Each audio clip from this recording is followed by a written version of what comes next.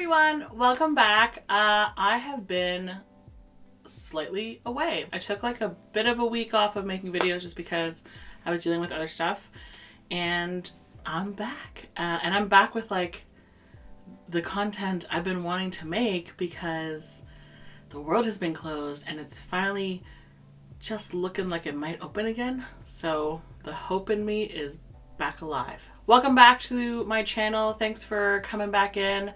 I wanted to make this video because Ontario, if you're in Canada, Ontario announced that they're going to be opening some of the provincial parks for hiking after this whole quarantine situation. My heart just exploded. If you were following my channel, the first video that I posted was a hiking vlog with Lisa, the VA vegan. We had a blast. We did not know that it was going to be one of the last times we were going to have like a full day together.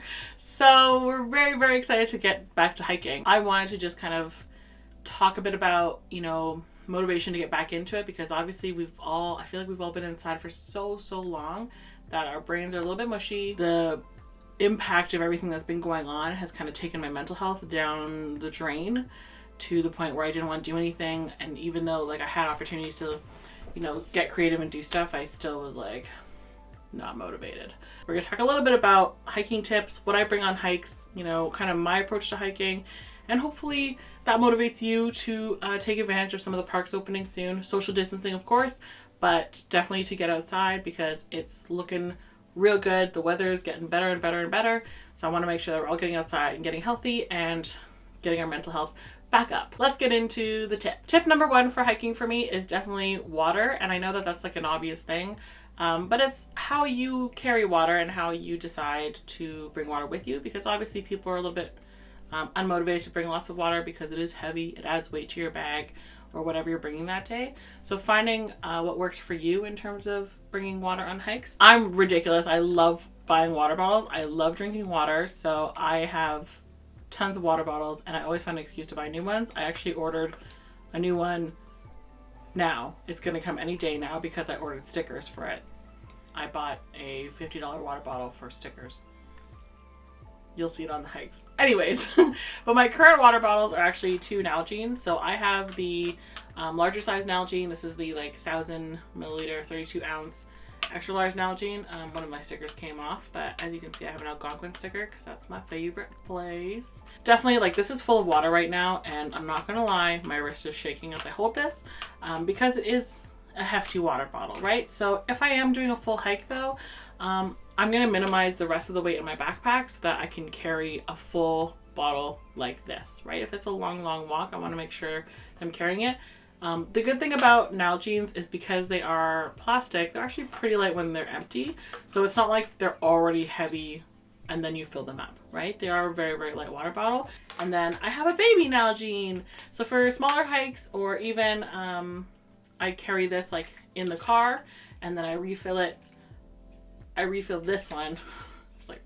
I refill this one using this one, right? So if I'm out for a full day, I have this full, and then I also have this, but I can refill it with the other one. So if I'm doing multiple smaller hikes, I would actually take the smaller size, and I got them in matching colors. This is actually, I think this is like the kids Nalgene. My second supply that I bring all the time with me is my backpack. Ta-da! So this is my North Face backpack. It's not actually like a specific day bag. I actually bought it because it was cute and it kind of became a hiking backpack, but it's also really, really light. So again, you want to make sure that you're picking a backpack that's not too heavy. I'm not doing any like overnight hikes anytime soon. I'll probably get like a sturdier, bigger bag if I want to do more of like the longer hikes or maybe camping hikes. I've just kind of jazzed it up with all the patches of where I've been. You just want to make sure that you're bringing a backpack that again carries all your stuff. You can fill it with your water, all your other supplies, right?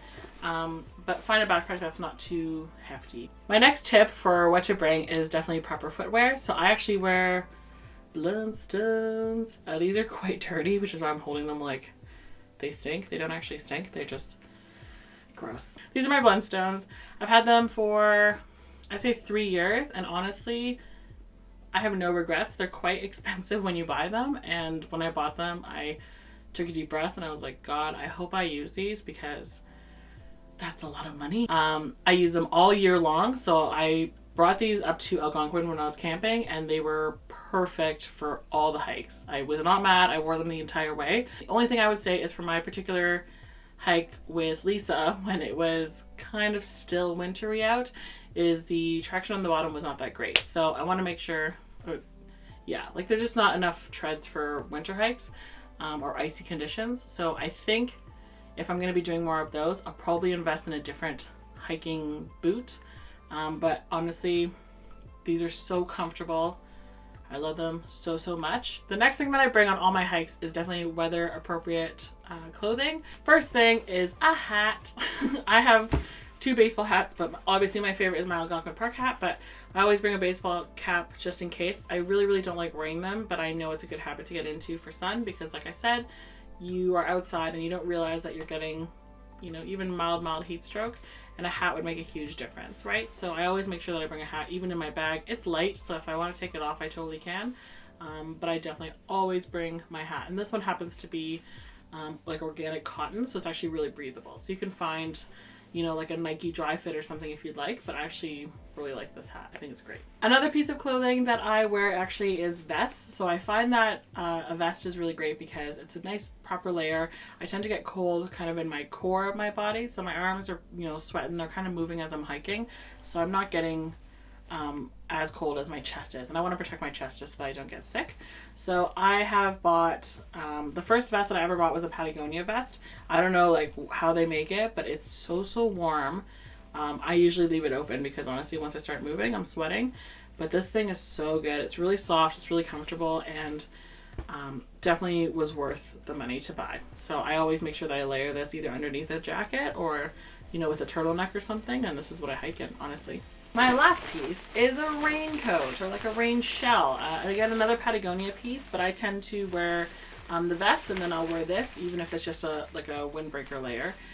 I love this jacket. I bought it in the brightest blue, I know, but it is wonderful. And I bought it right before I went camping. It was on sale and thought, okay, I'll just go for it. And we got to Algonquin and it was pouring rain, like the most rain I've ever seen happen as we were coming to our campsite and having to set up our tent. This gal had the raincoat. That's all I gotta say, okay? So I have no regrets, okay, about buying these pieces. In regards to the clothing, I know like brands like Patagonia, Columbia, North Face, they're expensive brands. What I can say is from a customer service standpoint, all these brands have really good customer service, and I know Patagonia actually repairs clothing. So I've been in a Patagonia store and I've seen somebody come in with like an 80s Patagonia sweater and they've offered to either stitch it up, because obviously you have an attachment to that sweater given that it's like 20 years old, but they offered, if they can't fix it, they would offer to replace it. Like, it was crazy. I was sitting there and I was like, oh my God, I didn't know that. And I immediately bought a sweater because I was hearing that they were offering that service. So definitely research brands, but I always like to use more ethical brands if I'm spending a lot of money, and brands that stick by their product, right? Like the fact that, a brand like Patagonia is willing to replace something if it doesn't work out for you, that's crazy. So definitely check out brands that you want to stand by, but of course you want to make sure that they can hold up to wear and tear, because you are, treating them a little roughly, right? You never know if a branch were to catch on this or something and rip it. I'd be so sad, but luckily I know that I can get it fixed. That makes me feel a little bit better. My last supply tip is bring snacks. Luckily I'm friends with someone who loves to bring snacks on hikes, so Lisa brings a solid snack on hike, but definitely find something that's a little bit filling. You can stop, eat it quickly, right? Have a little break during your hike, especially if it's a longer one, but definitely make sure that you bring snacks. It's one of those things, again, with water and with heat, you might not be aware that you're as hungry as you are. You want to make sure that you keep your energy up. So definitely bring a couple of snacks. I usually bring a couple of granola bars even on a daily basis. So I want to make sure that I have granola bars and things like that in my hiking bag just in case. Now we have that all aside, I want to get into kind of how I go about planning my hikes. So the first thing that I always look up is the length of the hike. I want to make sure that it's something that's manageable. I don't want to go for something that's a huge distance that I might not be able to finish properly or do safely, honestly. So I want to make sure that I'm kind of easing into hikes, especially since we're just going back into having the parks open. I'm not going to go and do a huge hike right away. I'm going to ease into it. We kind of paced ourselves when we were in Algonquin. We decided to like work up to hikes. So we researched the length first and then kind of paced throughout the day. So if we were doing multiple ones per day, you know, we'd start out with kind of a warm-up hike and then work our way into the bigger one, or start big to kind of end the evening into a smaller, easier hike. One of the things Algonquin has is that every single trail that you go to, they have these books that are just outside. So you pay a small donation of $2 and you get to take a little pamphlet about the trail you're about to do. And they have speaking points, so they have info that you can kind of look at as you're going on the hike. But they also have a detailed map and the distance and elevation, which is extra important because you don't realize, you know, a smaller hike might look easier to you on paper, but you haven't considered the elevation. So a lot of the hikes, especially in Algonquin, have beautiful lookouts, but that means that they are going up. That means that those hikes are going uphill most of the time. Like I said, the lookout is worth it, but just be aware when you're picking your hike what kind of trail you're taking, right? Is it a rugged trail? It might say, I know some of these kind of warned that the trail has a rougher walking ground. So like if you're not wearing proper footwear or you're not prepared to do that or navigate that, don't do it, right? So you want to make sure that you're picking a hike that is right for you. But like I said, a place like Algonquin has beautiful resources so that you can kind of research your hike. And once you get there, take a look at the trail so that you know what you're getting into. The other resource I highly recommend is a trail book or something that's kind of a guide to parks. So I found this book. I actually saw this a lot in camping stores and then decided to get it at Indigo, and it's just 110 nature hotspots in Ontario, so the best parks, conservation areas, and wild places. I love this book. As you can see, it's bookmarked to the max because I have all these plans. But this book is so great. I've recommended it to so many people because it goes into detail about every single park, a well-known park in Ontario, but it goes about saying, you know, what the trails are known for, how many trails, what types of trails, are they boardwalks, are they more rugged trails, and then gives a little bit of a breakdown about the history of the park or kind of what it's known for. So you're going there and you might want to, let's say, do bird watching on your hike. You can find a bird watching specific trail for you. Last tip about hiking is definitely to pick hikes that are in your comfort level. I can't stress this enough, and the reason why I stress this is because speaking from someone who is heavier, I'm a plus size girl, and my fitness level might not be up to the same level as some of my friends or some of the people that I'm hiking with. I want to make sure that I'm picking things that I can handle and that I'm comfortable with, right? Hiking is such a great way to get fit and to get outside. I found like hiking for a week, honestly, my mental health went like through the roof because I was just outside every single day, all day long. And when I go hiking, I'm so satisfied to finish it just because I've had such a great time on the entire hike. So I definitely recommend it. It's an easier exercise or form of exercise to do than, you know, running, or it's a little bit less intimidating than going to the gym. And finding friends that do it with you at the same comfort level, right? Finding people that are down to go out and have fun and go outside, and definitely be honest with yourself about the comfort level and the difficulty that you can handle for what kind of hike you want to do. When I went camping, I was kind of scared. You know, I was thinking, am I going to be able to do that every single day? Am I going to be able to keep up and handle them? Yes.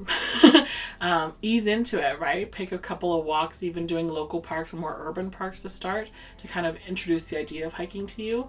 But honestly, hiking has been one of the best discoveries for me in terms of not just fitness, but mental health, and, you know, an activity that's great to hang out with friends, right? We're all bringing snacks, we're all getting outside, we're getting fresh air, we're moving our bodies, and there's nothing better than that. So please, if you can, and especially after this crazy time of nonsense and being locked away, take, you know, a walk, get to a hike, get to a park right away so that you can get outside and get some sun.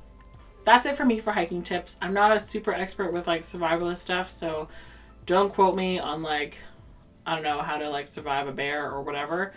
I don't know that. I know how to go for hikes and have fun. But I would love to hear from you. Let me know down below, what are some of your hikes that you're planning? What's the first thing you're going to do when you are set free into the world after this crazy time? And yeah, I hope everyone's safe, and I hope to see you soon. Bye!